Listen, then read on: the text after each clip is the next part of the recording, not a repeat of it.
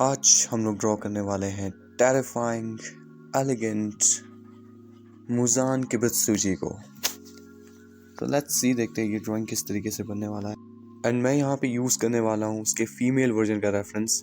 So yes guys, अब हम उसके फीमेल फेस को ड्रॉ करेंगे। सो ज़्यादा देरी ना करते हुए स्टेप्स की तरफ ध्यान देते हैं। सबसे पहले आप एक सर्कल लेंगे as usual normal, and then उस सर्कल को आप हमेशा की तरह क्रॉस करेंगे। बट इस बार एक छोटा सा ट्विस्ट, क्रॉस हमेशा उसी एंगल में रखना है आपको जिस एंगल में आपके चेहरे का एक्सप्रेशन होगा। यानी कि जो ये सेंटर लाइन है ना, जो क्रॉस को सेंटर से करती है, सेंटर लाइन, इस सेंटर लाइन का यूज़ हम बेसिकली करते हैं ये जज करने के लिए कि नाक और मुंह एक ही सीध में बन जाए, समझ रहे हो। और जो दूसरी लाइन जो इसे कट करती है या फिर इंटरसेक्ट करती है, इसका हम लोग यूज़ करते हैं बेसिकली आई एरियाज़ को जज करने के लिए। सो एक बार जब तुम्हारी ये मार्किंग लग जाए कि यहाँ पर आई है, यहाँ पे चिन है और ये सर्कल है, इतने में चेहरा बनेगा। सो शुरू करेंगे स्टेप 1 से, स्टेप 2, लेट्स क्राफ्टिंग आइज। तो देखो, आइज को क्राफ्ट करने के लिए ना एक चीज़ का और ध्यान रखना कि दोनों आई के बीच का डिस्टेंस एक आई के बराबर ही होता है, तो उस डिस्टेंस को सेम ही रखना। चाहे आप कोई भी रेफरेंस ड्रॉ कर रहे हो, उससे फ़र्क नहीं पड़ता, बस आके आई के बीच का जो डिस्टेंस है एक आई के बराबर हमेशा रहेगा हर कैरेक्टर के लिए। हाँ, कुछ कैरेक्टर के केसेस में एक्सेप्शंस हो सकती हैं, but most of the cases में यही चीज़ अप्लाई होती है। एंड आई को ड्रॉ करने के लिए सबसे पहले आप एक आउटलाइन का बेसिक शेप लोगे, जिस तरीके से मैंने देखा कि आई का शेप इसी स्क्वायर के अंदर बनेगा और कुछ पॉइंटेड सा बनेगा, कुछ शार्प सी लुक। एंड बाद में हम उस आउटलाइन को थोड़ा और ज़्यादा डार्क करेंगे by overwriting on it. हम लोग इसमें कुछ आई लैशेस भी ऐड करेंगे इसी टेक्निक के थ्रू।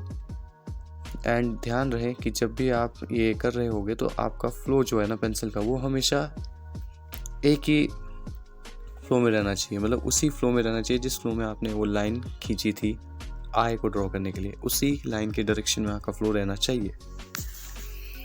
सो आइज को ड्रॉ करना गाइस बहुत ज़्यादा इम्पॉर्टेंट है। ये चीज़ मैं पहले भी बता चुका हूँ अपने वीडियोस में कि आपके किसी भी एनिमे कैरेक्टर का एक्सप्रेशन 80% एक्सप्रेशन आइज और माउथ से ही कैप्चर होता है। यानी कि सिर्फ आपकी आँखों और आपके मुंह से ही आपके कैरेक्टर का ओवरऑल जो एक्सप्रेशन है वो एक्सप्रेस हो जाता है। सो आइज हमारे लिए बहुत ज़्यादा ज़रूरी है। एंड इसमें भी एक पॉइंट जो कि आपको ध्यान देने का है, जिस पे अगर आपको गौर करना चाहिए, वो है आईब्रोज। देखो, आईब्रोज की प्लेसमेंट ना बहुत ज़्यादा फ़र्क डालती है किसी के भी एक्सप्रेशंस पे। अगर ये आईब्रो थोड़ी सी भी गलत प्लेस कर दी ना, तो पूरा एक्सप्रेशन ही चेंज हो जाएगा। एंड फिर तब कोई फ़ायदा नहीं रहेगा इतनी मेहनत से चीज़ों को करने का। सो इस बात का बहुत ज़्यादा ध्यान देना कि तुम्हारा जो आई है उसका शेप भी सही बने, वो सही एंगल पे भी बने, प्लस जो आपके कैरेक्टर्स के आईब्रोज हैं वो भी बिल्कुल सही जगह पे, सही एंगल पे प्लेसमेंट हो, ताकि वो आपके आँखों के मूवमेंट और शेप के साथ मैच खाएं, राइट। अब यही चीज़ आपको सेम दूसरी आँख में भी करनी है। देख सकते हो इस तरीके से मैं इस एंगल में ड्रॉ कर रहा हूँ। एंड यहाँ पे एक बात और ज़्यादा ध्यान रखना कि जो आईज़ की डिटेल्स होंगी, या फिर जब भी आप आई में कुछ डिटेल्स ऐड करने की कोशिश करोगे, तो ट्राई करना कि उसे एक शार्प पेंसिल से ही हमेशा ऐड करना, बिकॉज मोटी पेंसिल से यूज़ करोगे तो तुम्हें पता ही है डिटेलिंग नहीं हो पाती है। So always use sharp pencils. Pencil को शार्प करना तो बहुत बेसिक सी चीज़ है, ये तो खैर सबको आता ही होगा। Anyways, moving on to the next step which is gonna be nose and lips.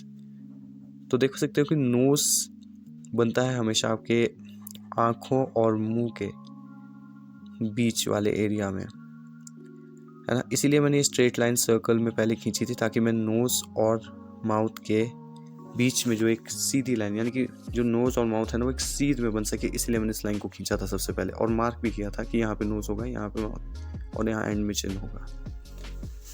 सो अब देखो, मैंने कहा था कि एक्सप्रेशन जो है ना 80% कैप्चर आइज़ और माउथ से हो जाता है, तो माउथ का भी आपको बहुत ज़्यादा ध्यान रखना है। नोज़ एक बार को फिर भी अगर आपका एग्जैक्टली ड्रॉ नहीं हो रहा है तो कोई बात नहीं, इससे आके फेशियल एक्सप्रेशन पे उतना फ़र्क नहीं पड़ेगा।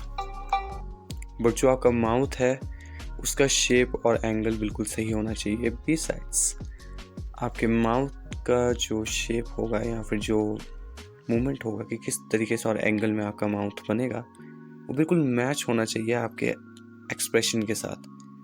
बिकॉज माउथ तो यहाँ पे मैटर करेगा अगर आपको एक्सप्रेशन को कैप्चर करना है तो। वैसे तो बहुत और भी चीज़ें मैटर करती हैं, बट नोज़ उतना मैटर नहीं करता। स्टिल थिंक्स कि eyes and mouth are 80% results. So जब एक बार आपके ये भी हो जाए तो आप सिंपली चेहरे के आउटलाइन को ड्रॉ कर सकते हो। इसी के लिए हमने सर्कल को पहले खींचा होता है। सर्कल की सर्कुलर लाइन से आप जजमेंट लगा सकते हो कि यहाँ से इतना इतना चेहरा मैं बना सकता हूँ। तो उसी के थ्रू आप जॉ लाइन भी उनकी बना सकते हो, राइट। जॉ को क्रिएट करने के बाद हेयर को क्रिएट करने की बारी आ जाएगी। सो हेयर्स तो गाइस मेरा सबसे ज़्यादा फेवरेट पार्ट है, एंड हेयर्स को ड्रॉ करना बहुत ईजी भी है कंपेयर टू एनीथिंग। सबसे ज़्यादा इजी पार्ट स्केच का यही है कि इसमें हेयर ड्रॉ करना मुझे बड़ा इजी लगता है, सम रीज़न पता नहीं क्यों बट लगता है। तो हेयर ड्रॉ करने के लिए आप देख सकते हो जिस तरीके से पहले आपको एक बेसिक लाइन खींचनी है जिससे आपको एक गाइड लाइन मिले कि कहाँ पे बाल कितनी जगह घेर रहे हैं और किस डायरेक्शन में है, यानी कि बालों का फ्लो क्या है। समझ रहे हो, हेयर्स में ये चीज़ बहुत ज़्यादा मैटर करेगी कि हेयर्स का फ्लो क्या है। अगर हेयर्स थोड़े से लेफ़्ट में जा रहे हैं, फिर कर्ल हो रहे हैं, फिर नीचे को लंबे जा रहे हैं, तो उसी डायरेक्शन में आप भी अपने बालों को बनाओगे। ऐसा ना हो कि आपने अपने बालों में सीधी सीधी लाइनें खींच दी और वो बाल फिर ऐसा लग रहा है जैसे क्या ही तो चिपके हुए टाइप के बाल है। वैसा फील नहीं देना है ना। सो हेयर्स में ऑलवेज एक चीज़ का ध्यान रखना कि draw them according to flow. जैसा कि रेफरेंस का फ्लो है वैसे ही आपके हेयर्स ड्रॉ होंगे। बाकी एक बेसिक सी टेक्निक अगर आप चाहो तो फॉलो करना, वो ये है कि सिंपल लाइन में आप पहले अपने हेयर्स को ब्रेक कर सकते हो without adding any curve lines. So आपको जजमेंट करने में ईजी रहेगा कि कौन से हेयर कहाँ पे बन रहे हैं और किस फ्लो में बन रहे हैं।